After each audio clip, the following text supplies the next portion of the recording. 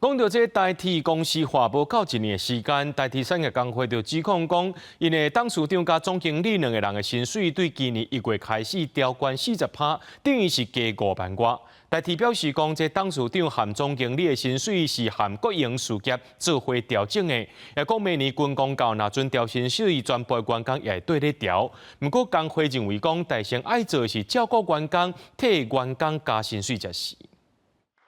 台铁公司化基层争取加薪改善加薪待遇，即马煞逼出高层先加薪。台铁产业工会指控，董事长甲总经理2个人薪水为今年1月起调做191380块，甲过去台铁旧时期比薪水起56680块。调薪幅度达到40%，引起外界质疑。台铁公司化上路还未1年，还未看到改革成果，营运绩效，就赶来替高层调薪。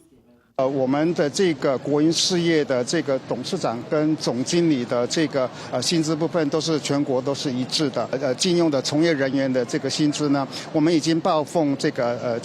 行政院尚未核定下来。不过这个部分来讲的话，如果说是明年调薪3%的部分，当然会跟着调薪。台铁解释，当做总经理的薪水对国营事业调整全国一致，针对禁用专业人员薪水调整，也已经报行政院目前还未核定，一旦免议，军公告调薪3%，全部员工也会对咧调薪。也不过这款的讲法，产业工会无认同，批评台铁是飞鸟过人。